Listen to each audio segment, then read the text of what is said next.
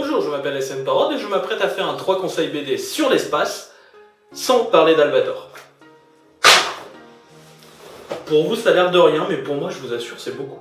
Commençons donc cette petite sélection spatiale par un manga, Planète. Alors il s'agit d'un manga en 4 tomes de monsieur Makoto Yukimura, qui a été publié entre 2001 et 2004 au Japon, et qui a été publié chez nous par Panini dans 2 éditions. Alors il y a l'édition normale et l'édition Deluxe, et j'ai encore vu l'édition Deluxe dans un magasin la semaine dernière. Alors certes, un magasin spécialisé dans le manga, mais bon, je dirais qu'il est encore trouvable.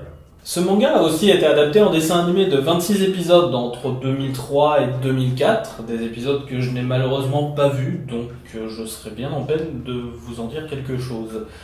Et qui ont été sortis chez nous en France, donc par l'éditeur Biz, que je ne connais pas non plus, entre 2005 et 2006.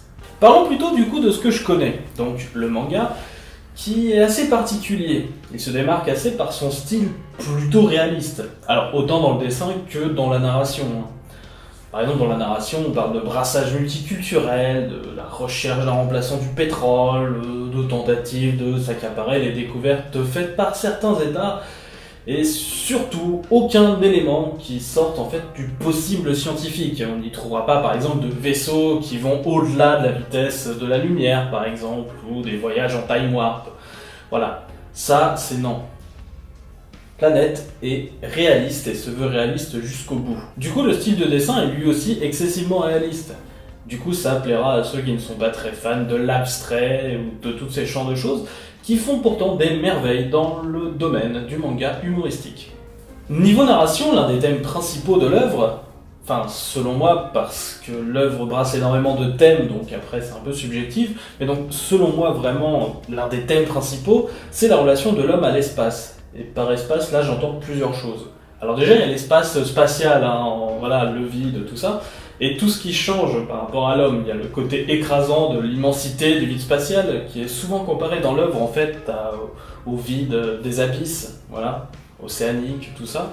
Et la solitude surtout que cela donc du coup implique chez les astronautes et tout ça. Et leur sentiment quelque part en fait d'insignifiance face à tout cela, un sentiment de vanité qui est de toute façon assez présent et carrément représenté par le personnage principal. Mais on y voit aussi la relation de l'espace à un niveau physique et comment on gère les relations entre individus dans cet espace géographique que nous partageons,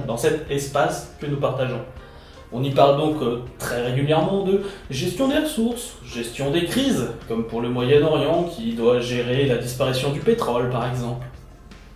Et encore, là je vais pas trop loin dans le détail.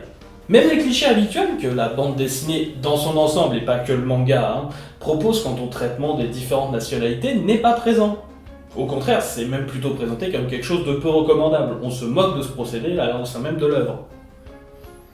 Donc du coup, dans un truc qui parle de brassage multiculturel, c'est très bienvenu et voilà, ça montre bien que quelque part il s'est passé du temps et que l'humanité a évolué. L'œuvre se passe en 2076. Bref, avec ce manga, vous aurez 26 chapitres et quelques petits bonus qui s'intitulent Extra Phase, ça fait toujours plus classe, qui vous feront voyager donc d'une équipe de récupération de débris spatiaux, comme nos beaux vieux satellites désormais bons pour la casse, à une mission d'exploration pour Jupiter, et dont toute l'intrigue n'est que prétexte finalement pour explorer les sentiments des personnages face à la double notion de l'espace dont j'ai déjà parlé. C'est un excellent manga que je recommande à tous, même pour ceux qui ne sont pas fans du genre. Vraiment. Deuxième conseil BD dans le thème de l'espace, une BD franco-belge, Sillage. Alors Sillage, c'est une bande dessinée en beaucoup de tomes, puisqu'il s'agit d'une série toujours en cours. Oui je sais, j'avais dit que j'éviterais, mais comme je suis la série depuis ses débuts, qu'elle ne m'a jamais déçu et que chaque tome se veut bien différent des autres, ça passe. Actuellement, la série, scénarisée par Jean-David Morvan et dessinée par Philippe Boucher, compte 19 tomes, mais plusieurs spin-offs dont je ne vais pas parler ici. Non, parce que, sinon j'y suis encore pendant un sacré bout de temps. La série nous fait suivre le quotidien du convoi spatial Sillage, et plus particulièrement de la seule humaine connue, Nevis, et la façon dont elle va survivre dans cet agglomérat de races diverses et variées à la recherche de planètes à coloniser. Et je fais très court comme résumé, car l'une des caractéristiques que j'apprécie énormément dans cette série, c'est le regard sans cesse critique porté sur le convoi, qui pourtant nomme la série. C'est comme si la série Albator passait son temps à se foutre de la gueule d'Albator et à dire que finalement on peut peut-être faire mieux comme capitaine. Dans le premier tome, par exemple, Sia gèle l'ennemi, et Navis ne cesse de critiquer, parfois violemment, le convoi, avec lequel pourtant elle est obligée de travailler pour survivre et pourquoi pas trouver d'autres humains dans l'univers. Navis est un électron libre, mais ses actions, pourtant souvent dictées par la moralité, auront parfois des conséquences extrêmement graves et surtout mauvaises. L'enfer est pavé de bonnes intentions et notre héroïne doit apprendre à mettre de l'eau dans son vin. Bref, on est en plein dans l'histoire d'initiation et d'apprentissage dans l'espace, avec énormément de thèmes philosophiques et politiques. Du caviar, sublimé par les représentations des planètes et des aliens de Philippe Boucher, qui sont toujours magnifiques. Là où malheureusement sa représentation de l'espace reste de bonne facture, mais un peu banale en comparaison en fait, voilà. Alors, vous allez me dire, il n'y a pas moyen de faire beaucoup de choses avec l'espace, hein, c'est un truc tout noir, il y a des points, hein, mais bon... Je suis désolé, je vais encore parler d'Albator, mais regardez comment Matsumoto dessine l'espace, et voilà. C'est juste... Enfin... Quand j'en suis à un point où je fly fucking à ce point-là, sur juste comment l'espace est dessiné, je pense qu'on peut dire que c'est une très bonne série. Voilà. N'hésitez pas à y aller. Oui, alors je sais un peu ce que vous vous dites, hein, il se fait pas trop dans l'originalité, hein, il tape dans des choses déjà connues, hein, je veux dire, je viens voir une vidéo qui s'appelle Conseil, c'est pour qu'on me parle de choses que je connais pas forcément, non? Sinon à quoi ça sert? Si c'est pour qu'on me parle tout le temps de la même chose, je sais pas. Hein? Ok, j'entends bien. Pour mon troisième conseil, je vais prendre sans doute quelque chose que vous ne connaissez pas. Colonus, c'est un comics. C'est un comics qui est d'abord paru dans Dark Horse Present, puis ensuite en trade paperback, c'est-à-dire un recueil. Il a été écrit par Ken Pisani et dessiné par Arturo Lora en 2016. Je vais vous faire le pitch un petit peu. Et si je vous disais que la Terre était morte, que ses survivants se sont retrouvés à coloniser ces deux planètes voisines, Mars et Vénus, et si les deux planètes s'étaient retrouvées à suivre des chemins très différents.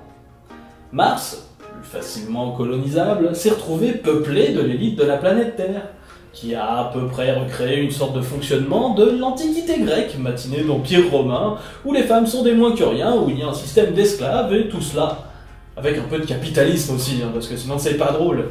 Et sur Vénus, où les conditions de survie sont extrêmes, qui a poussé une sorte de communautarisme un peu poussé à l'extrême, hein, voilà... où voilà, les mineurs c'est la catégorie 4, voilà, ce genre de choses, et où il n'y a pas trop de leaders apparents. Alors, de base, au vu du résumé que je viens de faire, on pourrait y voir une base critique du capitalisme et du communisme, hein, mais pas vraiment, car en fait le comics ne prend pas parti. Finalement, chaque camp a ses défauts. Niveau dessin, le comics est magnifique, et niveau narration, la fin est très étrange, très logique, mais assez imprévisible à la base.